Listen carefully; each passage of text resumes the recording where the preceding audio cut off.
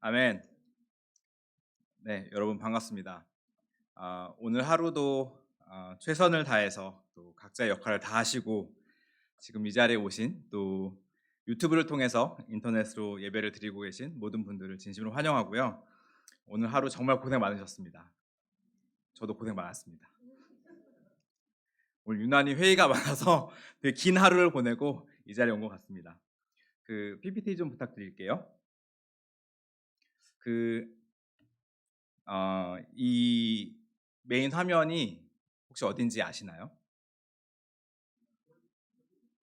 이게 그 남태평양의 파라다이스라 불리는 보라보라 섬입니다. 언젠가는 한 번쯤 가보고 싶은 곳인데 쪼끔이라도 이 사진을 보시면서 힐링하시길 바라는 마음에 첫 배경 화면으로 한번 사용해 봤습니다. 사실 오늘 주중 예배 때 무슨 말씀으로 이제 나눌까 되게 고민이 많았습니다. 특별히 이제 올해부터 그 형제들이 그 두 명이 나눠서 하는 게 아니라 한 명이서 하기로 했잖아요. 사실 그 아이디어를 제가 냈거든요. 근데 그 준비를 하면서 '내 발등 내가 찍었다.'라는 생각을 했습니다. 긴 설교를 준비하는 게 이렇게 힘든 건지 몰랐습니다. 아무튼 고민이 되게 많았는데 그 무엇보다도 이제 하나님 보시기에 좋고 또 우리 형제자매들의 마음이 하나님께 다가갈 수 있는 그런 설교를 준비해야겠다라고 좀 생각을 하다가 깊은 말씀을 좀 나누고 싶다는 생각이 들었는데 어 제 깜냥으로는 감당하기 좀 어려운 것이라는 생각이 들었습니다. 왜냐하면 말씀이 너무 조예가 깊은 형제자매들도 많고 또 이제 그 아무래도 그 비전임 형제들이 이렇게 설교를 하는 것이 이게 그 삶을 좀 같이 나누면서 여러분들이 좀 쉽게 공감할 수 있는 설교를 하는 것들을 하나님이 바라시는 게 아닐까 그런 생각이 좀 들었습니다. 그래서 오늘은 제 삶과 또 말씀과 함께 같이 좀 나누도록 하겠습니다. 신년사 올해 들으셨나요? 매년 대통령이 사실 신년사를 합니다. 그리고 저기 회사에서는 매년 그 신년사를 합니다. 제가 다니고 있는 회사 2003년에 입사했으니까요. 19번의 신년사를 들었더라고요. 네, 정확히 말하면 38번의 신년사를 들었습니다. 왜냐하면 그룹의 회장님도 신년사를 하고 또 우리 회사의 사장님도 신년사를 하거든요. 그래서 38번의 신년사를 들었고 때로는 대통령이 하는 신년사도 봤으니까 굉장히 많은 신년사를 들었고 봤습니다. 여러분들도 아마 많은 신년사를 듣고 보셨을 거라 생각이 되는데요. 그때 신년사에 매년 등장하는 문구가 있어요. 뭐 이런 것들입니다. 세계 경제는 새로운 위기 국면을 맞고 있습니다. 세계 경제는 경기 침체가 장기화되면서 저성장과 저수익, 고위험을 감수할 수밖에 없는 상황이 지속되고 있습니다. 변동성이 크고 불확실하며 복잡하고 모호한 변화들이 가득한 북한 시대로 한 발자국 더 깊숙이 진입할 것입니다. 복합적 불확실성이 우리의 안팎을 에워싸고 있습니다. 이런 말들이 매년 신년사에 등장해요. 사실 이게 그 한 해 얘기한 것 같죠? 네, 제가 저희 예전에 신년사를 뒤져봤거든요. 놀랍게도 이 얘기를 2011년에 했더라고요. 근데 올해 얘기랑 거의 비슷하죠. 이 얘기는 2023년에 얘기하신 거예요.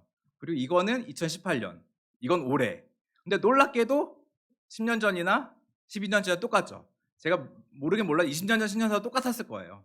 그냥 어렵고 힘들고 올해는 특별히 어려울 거니까 더 열심히 하자. 뭐 이런 얘기들을 매년 했을 것 같고 만약에 솔직히 말씀드리면 저한테 만약에 신년사 쓰라고 하더라도 저도 그렇게 쓸 것 같아요. 그래서 어 제가 이게 이제 직원의 입장에서 이제 "상황이 이러하니까 니네 열심히 일해야 돼." 이런 얘기를 하기 위한 밑밥으로 이제 사장님이나 회장님이 얘기를 할 거라고 생각을 했는데 돌아보니까 실제로 매년 한 해 한 해가 참 쉽지 않았던 것 같아요. 2011년에는 진짜 세계 경제가 새로운 위기의 국면을 맞았거든요. 2013년에는 정말 그 저성장과 저수익이 지속됐거든요. 2018년에는 복잡성이 더 커졌거든요. 2020년에는 인제 뭐 복합적 그냥 불확실성도 아니고 복합적 불확실성이에요. 새로운 단어들을 막 만들어내면서 여러 가지 어려움을 얘기하는데 실제로 몇 년마다 좀 그랬던 것 같습니다. 사실 이제 개인적으로 인제 금융기관에서 일하니까 올해를 생각해 보면은 '올해 무슨 일이 일어날까?' 생각해 보면 제가 볼 때는 올해가 정말 어려울 것 같아요. 왜냐면은 코로나 때문에 인제 돈을 엄청나게 풀었거든요. 이제 그 돈을 회수해야 될 거잖아요. 그러면서 인제 물가는 되게 올라갈 거고 금리가 올라가면 인제 좋은 분들도 계시겠지만 대부분 대출을 많이 받고 계신 분들은 대출 부담이 늘어날 거고 또 올해는 대선이라는 변수도 있고 또 국제 정세가 또 어떻게 될지도 모르고 예전 같으면은 먼 나라에서 있었던 일 같으면 우리나라에 전혀 영향을 미치지 않았는데 이제 글로벌화가 됐기 때문에 저 먼 나라에서 또 일어난 조그만 일이 우리나라한테까지 영향을 미치고 굉장히 어려운 한 해가 될 것 같습니다. 그러다 보니까 어떤 일들이 생기냐면 예전에는 저도 이제 기획 일을 해 봤었는데 중장기 계획 이런 거 많이 세웠었어요. 5 개년 계획 뭐 이런 거 되게 많이 세웠거든요. 근데 요즘에는 기업체들이 중장기 계획을 세우는데 공을 그렇게 들이지 않아요. 예전에 막 한 달씩 막 어떨 때는 막 컨설팅 업체 불러서 막 5년 5 개년 계획 세우고 막 그랬거든요. 이제는 세상이 너무 빨리 변하니까 그 계획 세워봤자 5년 후에 안 될 걸 알아요. 그러니까 그냥 거기다 에너지 쓰느니 그냥 대략적인 지향점 정도? 그러니까 '우리는 뭐 이렇게 합시다.' 뭐 이 정도 세우고 5 개년 계획 세우지 않아요. 실제로 그게 더 저도 생산적인 생각이 들고요. 세상이 너무 빨리 변하니까 그 에너지를 변화에 빨리빨리 대응하는 데 쓰는 게 더 생산적으로 저도 생각합니다. 특히 인제 코로나라는 변수가 굉장히 커요. 그러니까 사실 이제 2년 딱 된 것 같은데요. 예전에 2년 전에 코로나라는 변수가 우리 삶에 이렇게 영향을 줄 알았나요? 지금 마스크 쓰고 있는데 이 마스크 쓰고 오면서 이렇게 예배당에 앉아 있을 거 생각하지도 못했을 거고 우리가 이렇게 뛰어져서 앉을 거 생각하지도 못했을 거예요. 근데 진짜 뭐 너무나 많은 변화들이 일어나고 그런 것들이 계속해서 영향을 줍니다. 그러면 이렇게 복잡하고 어려운 세상 속에서 '나는 어떻게 살아야 될까?' 과연 제자인 나는 어떤 생각을 가지고 어떤 계획을 세우고 어떤 준비를 하면서 살아가야 될까? 개인적으로 고민이 많았습니다. 그래서 그 고민에 대해서 제가 생각한 것들 그리고 여러분들도 아까 환영해 주실 때 말씀해 주셨던 것처럼 우리는 진짜 새해가 두 번 있습니다. 그래서 연초에 세웠던 계획이 혹시라도 무너졌다면 다시 한번 이번 구정 연휴를 통해서 새롭게 계획을 세우는데 여러분들에게 좀 조금이라도 도움이 됐으면 좋겠다는 생각이 듭니다. 그래서 오늘 이 시간이 그 부분에 대해서 쪼끔이라도 힌트를 가질 수 있다면 너무 감사할 것 같습니다. 첫 번째 포인트는요. 하나님은 다 계획이 있다라는 포인트입니다. 혹시 이 대사 기억하십니까? "너는 계획이 다 있구나." 그 영화 기생충에 등장하는 단어잖아요. 근데 보니까 이 대사를 표절했더라고요. 그 이 대사를 누구의 대사를 표절했냐면 이제 이 하나님의 대사를 표현 기생충의 극본을 쓴 사람이 표절한 것 같습니다. 예레미야서 29장 11절 제가 읽겠습니다. "너희를 두고 계획하고 있는 일들은 오직 나만이 알고 있다. 내가 너희를 두고 계획하고 있는 일들은 재앙이 아니라 번영이다. 너희에게 미래에 대한 희망을 주려는 것이다. 나 주의 말이다." 표절한 거 맞죠?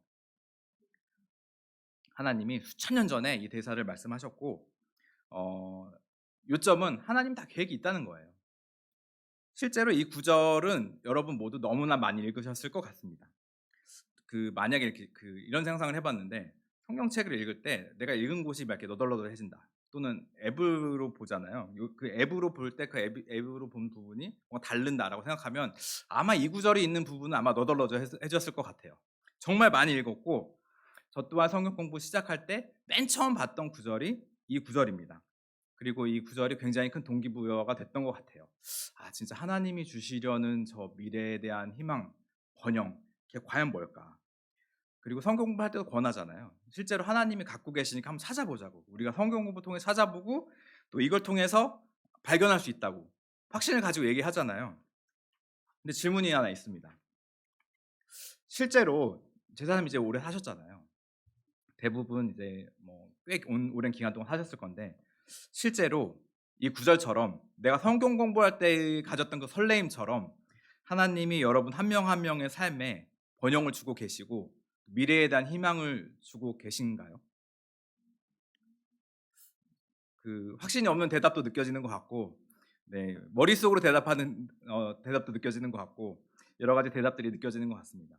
근데 한 번쯤은 저는 이 부분에 굉장히 솔직하게 좀 내 상태가 어떤지 진짜로 하나님이 저런지에 대해서 솔직하게 살펴봐야 된다고 생각합니다.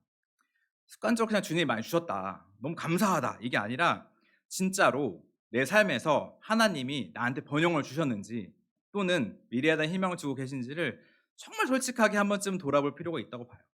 그렇지 않으면은 이런 얘기들을 하는 것들이 마 말씀에 내가 하는 말에도 힘이 없을 거고요. 절대로 주변 사람한테 영향을 주지 못할 거고 실제로 교회에 왔다 갔다 하고 예배는 드리지만 굉장히 살아있지 못한 죽은 믿음을 가지고 살아가게 될 것 같아요. 정말 이렇게 썬데이 크리스찬이라고 하잖아요. 그런 제자로 살게 될 것 같습니다. 그래서 정말 이 구절이 나한테 지금도 영향을 주고 있는지 실제로 하나님이 정말 나한테 번영을 줬고 미래에 대한 희망을 주고 계신지를 어 뼛속 깊이 한 번쯤은 돌아볼 필요가 있다고 생각합니다. 성경에는 그 하나님의 계획을 깨닫고 이해한 우리 조상의 믿음의 조상들의 얘기가 등장하는데요. 그래서 그 사람이 어떻게 그걸 찾았는지를 한 번쯤 같이 보면 좀 도움이 되지 않을까 싶어서 그 얘기를 좀 같이 보고자 합니다. 창세기 45장 45장 4절부터 7절까지인데요. 같이 한번 읽어 볼까요? 시작. 가까이 오십시오 하고 요셉이 형제들에게 말하니 그제야 그들이 요셉 앞으로 다가왔다. 내가 형님들이 이집트로 팔아넘긴 그 아우입니다. 그러나 이제는 걱정하지 마십시오. 자책하지도 마십시오. 형님들이 나를 이곳에 팔아넘기긴 하였습니다만 그것은 하나님이 형님들보다 앞서서 나를 여기에 보내셔서 우리의 목숨을 살려주시려고 그렇게 하신 것입니다. 이 땅에 흉년이든지 이태가 됩니다. 앞으로도 5해 동안은 밭을 갈지도 못하고 거두지도 못합니다. 하나님이 나를 형님들보다 앞서서 보내신 것은 하나님이 크나큰 구원을 베푸셔서 형님들의 목숨을 지켜주시려는 것이고 또 형님들의 자손을 이 세상에 살아남게 하시려는 것입니다. 아멘. 많은 인물들의 얘기가 있을 텐데 특별히 저는 이제 요셉의 얘기를 여러분과 조금 나누고 싶습니다. 사실 요셉이 굉장히 파란만장한 삶을 살았잖아요. 그 형들에 의해서 어린 나이에 팔아넘김을 당합니다. 이거 이제 이런 것들을 좀 감정을 입에서 생각해보면 내가 그 어린 요셉이고 형들이 날 팔아넘겼어라고 한번 좀 상상을 해보면서 그 요셉이 살았던 삶들을 한 번쯤은 생각해 보시길 바랍니다. 그 어린 나이에 그 요셉이 팔렸는데 굉장히 무섭고 두렵고 떨리고 서럽고 뭐 그러지 않았을까요? 사실 어떤 면에 있어서는 그 상황이 나에게 닥친 그 상황이 어떤 상황인지도 몰랐을 것 같아요. 근데 아무튼 굉장히 좀 무섭고 두렵고 떨리는을 것 같은데 이제 말단에서부터 이제 그 관직에 오르잖아요.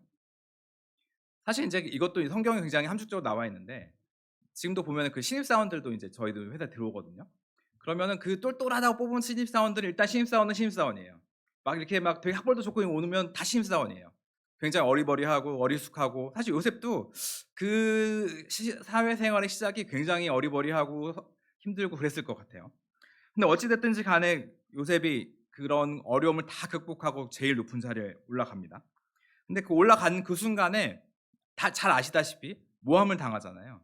그 자기가 섬기던 주인의 아내로부터 모함을 당하잖아요. 굉장히 억울할 것 같은 상황이지 않습니까?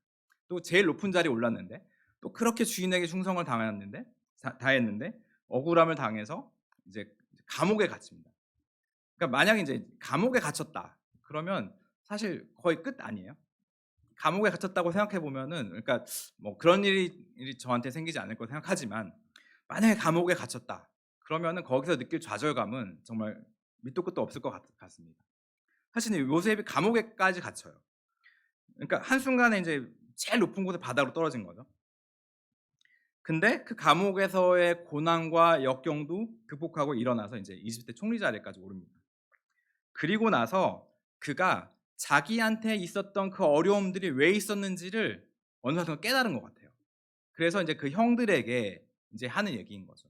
하나님이 나를 형님들보다 앞서서 보내신 거는 하나님이 크나큰 구원을 베푸셔서 형님들의 목숨을 지켜 주시려는 것이고 또 형님들의 자손을 이 세상에 살아남게 하시려는 거라고. 그러니까 요셉이 어느 순간 깨달아요. 그러니까 내가 겪었던 그 모든 어려움이 다 하나님의 계획 가운데 있었구나. 내가 겪었던 그 어려움이 그냥 있었던 게 아니라 하나님의 하나하나 그 잘 끼워 맞춘 계획 가운데 있었다는 것을 깨닫습니다. 그렇기 때문에 어찌 보면 요셉이 굉장히 쓴 마음을 가질 수 있는 거잖아요. 그 형들에게 어려움을 당할 때마다 자기를 팔아넘긴 형들에게 굉장히 쓴 마음을 가질 수 있었을 것 같아요. 그러니까 그가 받는 그 어려움과 서러움과 뭐 감옥에 갇혔을 때 그 형들이 나를 팔아넘기지 않았으면은 막 이런저런 생각들이 많았을 것 같은데 마지막에는 결국 깨닫습니다. 그래서 형들에게 어떤 막 복수를 해야겠다. 내가 성공했으니까 형들을 이제 복수해야겠다. 막 이런 게 아니라 진짜로 형들을 또 품어주고 안아주고 이런 모습을 보여주고 있습니다. 모르긴 몰라도 요셉이 어느 순간 이걸 깨달았을 때 정말 하나님에 대한 경외하는 그런 시간을 가졌을 것 같습니다. 어찌 보면 하나님의 그 계획이라는 게 때로는 하나님 우리한테 미리 알려주시기도 하는데 대부분의 것들은 지금은 모르는 것 같아요, 솔직히. 하나님이 나에게 갖고 계신 계획이 명확하게 뭐 "너에 대한 계획은 이거야."라고 명확하게 콕 집어서 얘기해 주지는 않는 것 같아요. 분명한 거는 번영과 그리고 그의 미래는 희망인데 그게 뭔지는 지금은 모르는 것 같아요. 나중에 어느 순간 돌아봤을 때 '아 이게 하나님의 뜻이었구나. 이게 하나님의 계획이구나.'라는 걸 꼭 깨달을 수 있는 것 같습니다.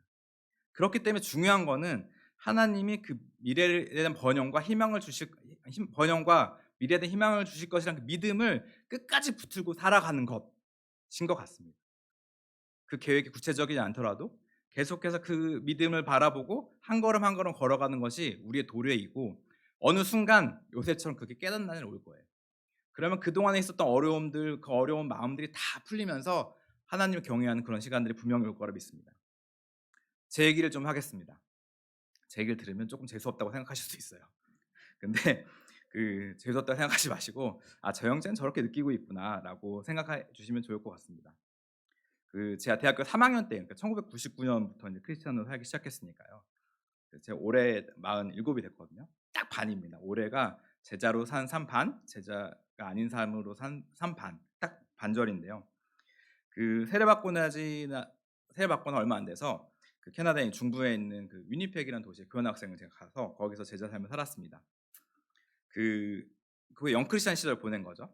근데 되게 신기한 게 그때 그 위니펙 처치 오브 크라이스트를 인도하시던 목회자의 아들이 2명 있었는데요. 한 명은 진짜 젖먹이었고 한 명은 좀 아장아장하면서 그 엄마한테 이렇게 불려가 혼나고 이랬던 애가 있었는데 그 큰애가 젠더라고 지금 한국에 왔다 돌아간 친구고요.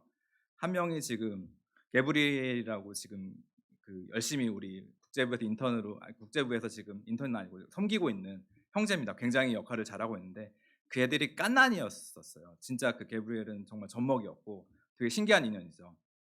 그 봤을 때 너무 반가웠고 '아 정말 세상이 이렇게도 연결될 수 있구나.'라는 사실 생각이 좀 들었습니다. 그래서 우리는 아무튼 이렇게 위아더 월드입니다. 다 연결돼 있고 다 언젠가 만날 수 있고 뭐 그런 것 같습니다. 아무튼 그 거기에서 제가 3 학년 2 학기, 4 학년 1 학기를 보냈고요. 그래서 한국에 돌아왔으니까 4 학년 2 학기를 인제 한국에 다시 돌아와서 그 졸업까지 인제 1 학기밖에 안 남은 상황이었고 저는 이제 취업 준비를 열심히 하려고 했는데 교회에서 일해 보지 않겠냐는 제안을 받았습니다. 그때 제가 크리스찬 된 지 1년 5 개월 된 영크리스찬이었거든요. 그러니까 인제 그 저한테 교회에서 일을 해 보라고 권해 주신 분도 대단한 믿음이었던 것 같고 또 그러겠다고 말씀드린 저도 대단한 믿음을 갖고 있었던 것 같습니다. 지금 생각해 보면 좀 무모한 믿음이었지 않나라는 생각이 드는데요. 아무튼 그래서 그렇게 약 3 년여의 시간을 전임으로 일하는 특권을 누릴 수 있었습니다.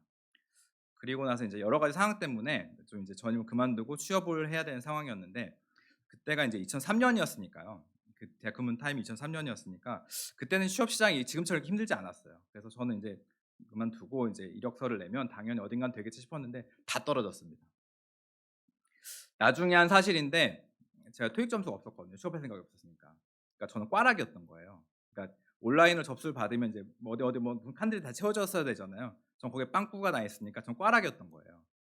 그리고 인제 그 꽈락이 아니면은 인제 교회에서 일한 이력이 인제 남아 있으니까 '아 쟤는 특이한 앤데.' 그러면서 인제 떨어졌던 거죠. 그때 진짜 되게 많이 떨어졌어요. 근데 지금 다니고 있는 회사에는 어떻게 들어갔냐고 하면 그때 저희 회사가 오프라인으로 원서를 접수받았고요. 그래서 인제 그 꽈락이 되진 않았던 거고 그리고 인제 그때 그 나중에 인제 알게 된 사실인데 그 인사 담당하는 임원이 굉장히 교회를 열심히 다니시는 분이었고 처남이 인제 목사였대요. 그래서 그 다른 많은 사람들이 반대를 했는데 그 "저런 애들이 그 마음을 돌리면 되게 열심히 일한다." 뭔가에 저렇게 열정적인 애들은 뭐라도 한다. 그래서 그분이 그래서 인제 결론은 "그러니까 회사 열심히 다녀."였고요. "너 내가 뽑자고 해서 뽑았으니까 그 내 얼굴에 먹칠하지 않으려면 회사 열심히 다녀."라고 했었고 그래서 그분에게 되게 감사한 마음 가지고 있었습니다. 나중에 인제 그분이 어느 날 전화를 해서 자기 주일학교 선생님 하게 됐는데 어떻게 하면 주일학교 잘할 수 있냐고 물어보더라고요. 그래서 제가 조언을 드렸습니다. 기도 많이 하시라고. 그리고 평소에 애들이랑 좀 친해지시라고. 주일학교에서 만나서 선생님을 보면 그게 좋겠냐고. 평소에 좀 친해지시라고 그랬더니 "그렇지." 그러시면서 이렇게 되게 고마워하셨던 그런 에피소드가 있는데요. 아무튼 그래서 인제 그 지금 다니는 회사에 들어오게 됐고요. 근데 이제 지금 다니는 회사는 사실 솔직히 말씀드리면 그 당시에 이렇게 되게 제가 좋아하는 회사는 아니었습니다. 이렇게 취업 준비가 안 돼 있으니까 이제 붙은 데 다니기 시작한 거였거든요. 그래서 인제 그 다니면서 인제 친구들을 만나면 약간 쓴마음이 이제 좀 올라올 때가 있었어요. 왜냐하면 그 4 학년 2 학기 이 3년 이 세상에 나갈 굉장히 준비를 열심히 해야 되는 그 치열한 시간을 인제 저는 교회에서 일을 한 거잖아요. 그래서 인제 지금은 인제 특권이라고 이렇게 얘기하지만 그때도 물론 특권이라고 얘기했는데 솔직히 말씀드리면 머리로만 특권이라고 생각했었어요. '그래 특권이지.' 근데 그 마음 깊숙한 곳에서 '정말 특권이다.'라는 생각이 들지는 않았던 것 같아요. 그래서 인제 전 그런 생각을 했었죠 인제. 기도도 사실 이렇게 했어요. '하나님 제가 이렇게 드렸는데 당신도 저한테 뭐 주셔야 되는 거 아니에요? 제가 3 년이라는 시간을 당신을 위해 드렸는데 당신이 이런 것들은 당연히 해 주셔야 되는 거 아니에요?' 이런 좀 뻔뻔한 기도를 좀 많이 했었고요. 감사하게도 그 뻔뻔한 기도를 하나님이 되게 잘 들어 주셨습니다. 그런데 제가 사실 이거는 저도 요셉처럼 시간이 지나고 나서 저도 이거 최근에 깨달은 거예요. '아 내가 그때 교회에서 일하지 않았으면 난 교회를 떠났을 수도 있겠다.' 이 생각을 최근에 했습니다. 왜냐하면 저는 되게 세상적인 사람이라서 그때 그 세상에 나올 준비를 빡시게 하지 않았으면은 진짜 하나님을 떠났을지도 모르겠다는 생각을 최근에 하게 됐어요. 그래서 내가 교회에서 일한 그 3 년의 시간이 진짜 내가 하나님께 뭔가 드린 시간이 아니라 '하나님이 나를 훈련시켜 주신 시간이구나.'라는 것을 정말 최근에서야 깨달았습니다. 돌아보니까 그 시간이 너무 감사하더라고요. 그래서 그리고 나서 이제 그 3 년의 시간 그리고 지금 현재를 돌아보니까 그 후에도 하나님이 이제 세상적으로도 제가 원하는 것들을 다 채워 주시더라고요. 그때 이제 교회에서 전임으로 일하던 같이 전임을 일하던 김지영자매를 눈 맞아서 결혼도 해서 인제 아들도 낳고 딸도 낳고 잘 살고 있고 뭐 세상적으로 생각해 보면 한 번도 굶은 적 없고 한 번도 헐벗은 적 없고 한 번도 겨울에 추운 데서 잔 적 없고 뭐 충분히 잘 먹고 잘 살고 있고 '원하는 대로 하나님 참 모든 걸 다 주셨구나.'라는 것을 정말 최근에 깨달았어요. 그리고 회사도 제가 이렇게 마음에 들지 않았던 회사였지만 신기하게도 제가 입사하고 나 회사가 되게 좋아졌어요. 그래서 제가 입사하고 나서 첫 해에 연봉이 16% 올랐어요. 뭐 또 굉장히 감사한 일이고 또 일하던 일이 사실 회사에 일하던 일이 예산을 관리하던 일을 꽤 오랜 기간 했는데 그게 사실 교회에서 재정원으로 일할 때 굉장히 큰 도움이 되더라고요. 그래서 돌아보니까 '하나님이 주신 그 시간 하나하나가 버릴 게 아무것도 없다. 다 하나님의 계획 가운데 있었다.'라는 것을 최근에 깨달았습니다.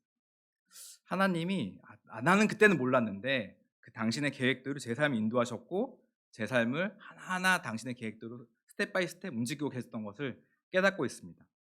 근데 이 생각이 나중에 한 20 년쯤 지나고 나서 돌아보면 또 달라질 것 같아요. 그땐 더 놀라움으로, 더 큰 놀라움으로. 지금 바라보니까 이 정도 깨닫는 건데 한 20 년쯤 지나고 나서 돌아보면은 '아 하나님의 계획에 내가 그때 생각했던 것보다 더 큰 뭔가 있었구나.'라는 걸 또 깨달을 날이 오지 않을까라고 생각합니다. 그래서 앞서 말씀드린 대로 제 얘기가 제 잘난 척 하네."라고 생각하실 수도 있고 재수 없다고 생각하실 수도 있는데 그 마음으로 '아 쟤는 저렇게 생각했구나.'라고 받아들여 주시고 '하나님의 계획이 내 삶에도 있겠구나.'라고 믿어 주시면 좋을 것 같습니다. 그런데 이제 이런 생각이 들잖아요. 그러면 이렇게 한참 뒤에서야 깨닫는데 이걸 좀 더 빨리 깨달을 수는 없을까?' 이런 생각 들지 않으세요? '쪼끔 더 빨리 깨달으면 좋지 않을까? 어떻게 하면 쪼끔 더 빨리 깨달을 수 있지? 어떻게 하면 좀 더 잘 깨달을 수 있지?' 그런 생각 들지 않으세요? 그거는 따로 애써서라는 포인트로 좀 말씀드리겠습니다. 누가복음 5장 15 절부터 16 절까지인데요. 제가 읽겠습니다. 그러나 예수의 소문이 더욱더 퍼지니 큰 무리가 그의 말씀도 듣고 또 자기들의 병도 고치고자 하여 모여들었다. 그러나 예수께서는 외딴 데로 물러가서 기도하셨다. 질문이 있습니다. 예수님이 그 병도 고쳐 주시고 막 굉장히 권위 있는 말씀도 막 해 주니까 사람들이 막 몰려들었잖아요. 이때 예수님이 이 상황이 힘들어서 피하고 싶으셨을까요? 아니면 이 상황이 좋으셨을까요? 피하고 싶으셨을까요? 저는 좋아하셨을 수도 있을 것 같다는 생각이 들었어요. 왜냐하면 예수님이 워낙 사람을 좋아하시고 또 이 세상에 온 목적이 고치고 또 말씀 전파하기 위해 오셨으니까 좋아하셨을 수도 있을 것 같다는 생각이 드는데 사실 답은 모르겠습니다. 분명한 거는 예수님이 바빴다는 거예요. 예수님 굉장히 바쁘셨습니다. 많은 사람들이 모여들고 막 굉장히 많은 에너지를 쓰고 계셨는데 분명히 바빴다는 겁니다. 근데 이제 바쁜 가운데 예수님이 뭘 하셨냐면 외딴 데로 물러가서 기도하셨다고 얘기하고 있습니다. 즉 따로 애써서 시간을 내서 하나님과 어떻게든 교제하기 위해서 애쓰는 예수님의 모습을 이 구절에서 볼 수 있는 것 같습니다. 이런 이게 사실 백수가 과로사 한다는 말 들어보셨죠? 이게 이제 수필집도 있더라고요. 백수가 과로사 한다는 수필집도 있습니다. 실제로 그 백수도 바쁜 삶을 살고 있습니다. 정말 하루하루 정말 바쁜 삶을 살고 있습니다. 그 예수님도 바쁘셨지만 예수님 못지않게 우리 모두도 정말 바쁜 하루하루를 보내고 있습니다. 사실 저도 생각해 보면은 오늘 제 자리에 앉아 있을 때 1 시간 정도밖에 안 됐는 것 같아요. 회의를 한 7-8개 한 것 같아요. 정말 바쁜 하루를 보냈고 여기에 계신 분들 모두 정말 바쁜 하루를 보내셨을 거라고 생각합니다. 정말 안 바쁜 사람이 없는 것 같아요. 특히 인제 우리 애들을 봐도 정말 제가 사실 크리스마스는 아침에 좀 눈이 일찍 떠져서 큐티를 하려고 인제 스타벅스에 갔거든요. 그 시간에 앉아서 학원 가려고 준비하고 있는 애들이 있다. 크리스마스는 아침 7시에. 진짜 정말 너무나 다들 바쁜 삶을 살고 있습니다. 그렇게 예수님처럼 애써서 시간을 확보해야 됩니다. 절대 시간이 나한테 뚝 떨어지지 않아요. 애써서 어떻게든 따로 하나님과 시간을 보내기 위한 그 노력을 해야 되고 그 시간을 확보해야 됩니다. 그리고 물리적으로 인위적으로 어떻게든 일상으로부터 떨어지기 위한 노력을 하지 않으면 하나님과 시간을 보내기가 쉽지가 않습니다. 하나님의 뜻과 계획을 알려면 하나님과 깊은 관계를 쌓아야 돼요. 근데 그 관계를 쌓으려면 절대적인 시간이 양이 필요합니다. 관계가 없이 어떤 사람의 뜻과 계획을 알 수도 없고요. 또 관계라는 것이 시간이 투자되지 않으면은 절대로 가질 수가 없습니다. 그래서 가끔 먹는 같이 마시는 차 한 잔, 같이 먹는 밥 한 끼 이런 것들이 확보되지 않으면 사람과의 관계가 쌓이지 않아요. 마찬가지로 하나님과도 그런 시간, 뭔가 따로 함께하는 시간 보내지 않으면은 절대로 하나님의 생각을 알 수 없고 하나님의 계획도 알 수가 없습니다. 근데 우리가 솔직히 알잖아요. 그러니까 누군가랑 시간 보낼 때 "야 밥 한번 먹자." 할 때 마음속에서 알잖아요. 이게 내가 진짜로 이 사람이랑 밥 한번 먹고 싶은 건지 아니면 그냥 인사치레 밥 한번 먹자고 하는지 알잖아요. 근데 어떨 때는 하나님이랑도 그런 대화하고 있지 않나요? "하나님 제가 나중에 시간 보낼게요." 근데 어떨 때는 진짜로 시간 보내고 싶은 마음이 있어서 그럴 수도 있고 아니면 그냥 나중에 사실 제가 제 스스로에게 크리스찬 삶을 살면서 제일 많이 한 거짓말이 뭐냐면 '큐티 저녁에 해야지.' 예요. '말씀 저녁에 읽어야지.' 예요. 아침에 안 읽으면 저녁에 못 읽겠더라고요. 근데 스스로 그런 커뮤니케이션 하고 있지는 않은지는 한 번쯤 돌이켜 볼 필요가 있는 것 같습니다. 하나님 제가 좀 한가해지면 기도할게요. 절대 안 돼요. 지금 바쁜 가운데 어떻게든 따로 애써서 시간 내서 기도해야 기도할 수 있어요. 어떻게든 눈 떴을 때 애써서 따로 시간 내서 말씀 읽어야 말씀 읽을 수 있어요. 그렇지 않으면은 우리의 시간이 우리의 세상이 우리를 가만 놔두지 않습니다. 그 12 월에 올해 고등학교 2 학년이 되는 저희 아들 찬혁이와 함께 둘이 부산을 여행 갔습니다. 사실 인제 맨날 집에서 보잖아요. 근데 집에서 보는데 이제 고2 정도 되면은 대화할 시간이 거의 없습니다. 사실 인제 그나마 앉혀 놓고 얘기하면 그래도 한 30분 정도 대화가 돼요. 저는 굉장히 감사하게 생각하고 있습니다. 그래서 30분 정도 이런저런 얘기도 하고 뭐 어떤 말씀도 같이 읽게도 되고 근데 그게 잘해야 뭐 한 달에 2-3 번 정말, 정말 애써야. 그렇지 않은 평일에는 그냥 뭐 "왔어." 뭐 "안녕." 뭐 이 정도예요. 그나마 인제 이 정도 대화한다고 하면 되게 옆에 있는 많은 제 동료들이 부러워합니다. "아들이랑 그런 대화가 돼?" 뭐 되게 부러워합니다. 특히 이제 최근에 이제 아들이랑 여행 갔다 온 얘기를 좀 나눴더니 "야 아들이랑 같이 여행을 간단 말이야." 굉장히 부러워합니다. 근데 아무튼 굉장히 좋은 관계임에도 불구하고 그 대화하는 시간이 한 달에 얼마나 될까 생각해 보니까 한 달에 한 3 시간 되려나? 정말 잘해야? 다 합쳐 봐야? 근데 아무튼 1박 2 일간의 여행을 가면서 사실 대단한 걸 한 건 아니에요. 그냥 같이 먹고 같이 움직이고 뭐 같이 쉬고 그러다가 인제 밤에 인제 호텔 왔는데 둘이 밍숭맹숭하니 같이 영화 보고 뭐 그냥 이렇게 시간을 좀 보냈습니다. 맛집 찾아가고. 근데 찬혁이 어땠을지 모르겠는데 저는 그 시간이 되게 좋았어요. 그 왜 좋았는지 생각해 보니까 그 여행이라는 이제 특수성, 그러니까 여행 다른 데 가서 뭐 재밌는 거 보고 맛있는 거 먹고 이것도 좋았지만 그 당시에 그 사랑하는 아들과 함께하는, 오롯이 함께하는 그 시간이 저는 되게 좋았던 것 같아요. 그 사실 이제 그 1박 2 일의 시간이 절대적인 그 시간의 양으로 생각하면은 평상시로 보면 한 4 달치 5 달치 시간 한꺼번에 보낸 거거든요. 그래서 그 시간이 되게 좋았던 것 같습니다. 더 친해진 것 같고. 그 여행 막바지에 찬혁이랑 인제 조용한 카페에 가서 인제 저는 저의 그 속마음은 '어떻게든 유도해서 너는 공부를 열심히 해야 돼.' 왜 다 결론에 이르기 위한 질문들을 막 유도하면서 이제 머릿속 그리면서 이제 뭐 이런저런 대화를 좀 나눴습니다. 그래서 인제 "나는 요즘 이런 생각하고 있고 아빠는 이런 생각하고 있고 이렇게 살았고 이제 살아보니까 이런 건 필요하고 뭐 이런 것 같아. 넌 어때?" 물어보니까 찬혁이 한참 고민하더니 이렇게 그 일종의 인생 곡선이라고 하잖아요. 저는 그래서 이렇게 그렸거든요. 그리고 이때 이랬다, 이때 저랬다. 찬혁이 한참 고민하더니 그냥 죽 직선으로 선을 쭉 긋더라고요. 그래서 저는 '아 얘가 나랑 얘기하기 싫어서 그냥 이렇게 성의 없이 했나 보다.' 싶었는데 물어보니까 자기는 그냥 태어나면서부터 그냥 평생 그냥 평탄하게 산 것 같대요. 뭐 크게 어려운 적도 없었고 그냥 그렇게 산 것 같대요. 그래서 가만히 생각해 보니까 저는 그 되게 식구가 많은 집에 태어났거든요. 그러니까 저는 어렸을 때부터 '아 이렇게 살아야지. 저렇게 살아야지.' 또는 이제 어머니 아버지의 모습을 보면서 '나는 저래야지.' 이런 고민을 했었는데 생각해 보니까 자녀는 그런 고민할 필요가 없었던 거예요, 태어나면서부터. 특별히 코로나 때문에 한 2년 정도 이제 친구들과의 교제가 적으니까 그런 간접 경험할 시간조차 적었던 거예요. 그래서 그 시간을 통해서 저희 아들이지만 제가 저희 아들에 대해서 더 많이 이해할 수 있었던 것 같습니다. 그 절대적인 시간이 양이 확보가 되니까 아들에 대해 더 많이 이해할 수 있게 되고 아들도 저에게 좀 더 솔직한 얘기를 하게 되고 저도 아들의 얘기에 좀 더 귀 기울이면서 얘기할 수 들을 수 있었던 것 같아요. 그래서 그때 인제 결정했던 게 '아 내가 그때 이랬기 때문에 너도 이래야 돼.'라고 하는 건 얘한테 강요밖에 안 되겠구나. 그냥 많이 믿어 주고 많이 사랑해 주고 많이 기다려 주고 많이 지지해 주고 이래야겠다라는 생각을 하며 돌아올 수 있었고요. 그 시간 저한테는 굉장히 좋았습니다. 근데 맨날 보는 아들인데도 이게 따로 시간 내야 이해할 수 있는데 사실 보이지도 않는 하나님이잖아요. 하나님이랑 따로 시간 안 보내고 하나님의 뜻을 알기 위한 기도와 말씀 있는 시간을 가지지 않는다면 우리가 어떻게 하나님의 뜻을 알 수 있겠어요? 따로 어떻게든 애써서 시간을 내서 하나님과 시간을 보내셔야 돼요.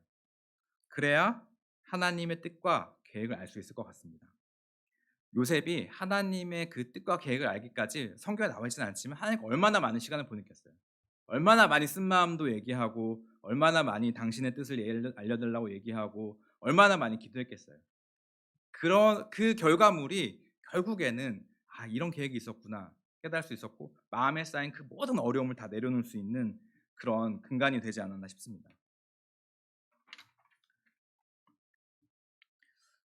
하나님하고 제대로 시간을 보내면서 한 걸음 한 걸음 뚜벅뚜벅 걸어가는 것, 매일매일 그것이 쌓이는 것이 바로 하나님의 계획을 알 수 있는 지름길, 가장 느린 것 같지만 가장 빠른 지름길인 것 같습니다. 사실 그 아까 말씀드린 대로 올해도 쉽지 않은 한 해가 될 것 같은데 특별히 올해 한 해 정말 한 걸음 한 걸음 하나님과 함께 걸어가는 그런 한 해가 되었으면 좋겠습니다. 그 하나님이 나에게 번영을 주시겠다. 미래에 대한 희망을 갖고 있다라는 그 계획을 신뢰하기를 너무 권해드리고 싶습니다. 말씀 한 구절 읽겠습니다. 에베소서 2장 10절 중간에 이런 구절이 있습니다. 우리는 하나님의 작품입니다. 제가 굉장히 좋아하는 구절인데요. 우리는 하나님의 작품이라고 합니다. 사실 이제 작품이라고 하면 그냥 대충 만들진 않았을 거잖아요. 특별히 하나님이 우리 모두의 삶을 한 땀 한 땀 당신의 계획 가운데서 만드셨다면은 그게 얼마나 놀라울까요? 절대 대충 만들지 않았을 거예요. 우리 한 명 한 명의 삶에 하나님 당신의 너무나 놀라운 계획과 뜻과 모든 것이 다 있을 거고 그걸 지금도 만들고 계실 거예요. 우리 삶이 아직 완성품이 아니잖아요. 계속해서 하나님이 작품으로 만들어 가고 계실 거라 믿습니다. 만약에 특별히 이제 코로나로 인해서 굉장히 '내가 왜 이런 힘든 시간을 보내야 되지?'조차 이해하지 못하는 많은 분들이 계실 거라고 생각합니다. 그렇다면은 하나님과 좋은 시간을 보내시길 부탁드립니다. 그럼 언젠가 지금 당장은 아닐지라도 소름이 쫙 끼치는 순간이 분명 올 거예요. '아 하나님이 그때 나한테 주신 시간이 이런 뜻이 있었구나. 하나님의 계획이 이런 거였구나.' 그걸 깨달을 때 그 믿음의 경험이 한 번 두 번 쌓이면은 정말 그 믿음의 용사가 될 것 같습니다. 그리고 그런 걸 깨달을 때 죽어 있는 믿음이 아니라 진짜 살아있는 믿음. 또 특별히 그 막 믿음의 경험들을 막 형제자매들 나누잖아요. 사실 어떨 때는 막 질투하는 마음이 들 때도 있거든요. '나도 저런 경험하고 싶은데.' 막 내지는 이런 있잖아요. 근데 그게 내 얘기가 될 거예요. 근데 그 지름길은 한 걸음 한 걸음 하나님과 함께 걸어가기 위한 노력. 그게 쌓여야 생기는 것 같습니다. 어 제가 여러분 모두가 해 보실 수 있는 이 힘든 코로나 상황을 극복할 수 있는 꿀팁 하나 드리겠습니다. 사실 인제 저도 이제 관리자로 있다 보니까 스트레스가 되게 많습니다. 세상에 공짜가 없더라고요. 관리자 되면 편해질 줄 알았는데 공짜가 없습니다. 스트레스 되게 많고 특히 정신적인 스트레스가 많습니다. 자다 막 깨고 그러는데요. 그래서 이제 작년에 회사 차원에서 그룹의 관리자들 대상으로 되게 유명한 그 정신과 의사를 초빙해다가 정신 건강에 대한 강의를 해준 적이 있었는데 되게 많은 얘기를 했는데 굉장히 공감 가는 게 하나 있었어요. 그 조언 중에 하나가 뭐였냐면은 "목표는 높게 잡아라. 목표는 반드시 높아야 된다. 대신 힐링 포인트는 소탈하게 가져가라." 무슨 말이냐면 비전이나 기대치나 이런 것도 높게 가져가는데 지치지 않으려면 나에게 힐링이 되는 그 시간, 그 포인트는 작게 가져가라는 거예요. 예를 들자면 따뜻한 물로 샤워하는 그 느낌. 그 잠깐 뭐 한 10분 뭐 5분 10분 샤워할 거잖아요. '아 너무 좋아.' 이런 것들 매일 자주 느끼라는 거죠. 예를 들어서 출퇴근할 때 그 한강을 건너갈 때 '아 한강 보니까 너무 좋아.' 이런 것들을 많이 가져가라는 거예요. 예를 들자면 뭐 그 가족들과 함께 잠깐 허그하는 그 시간. 예를 들면 이런 것들이에요. 작은 것들. 그런 것들 힐링 포인트로 가져가라. 그런 조언이었는데 어 굉장히 공감이 됐고 사실 도움이 되게 많이 되는 조언이었습니다. 제가 권해 드리고 싶은 거는 사실 제가 요즘에 최근에 이제 거울 보면서 하는 건데요.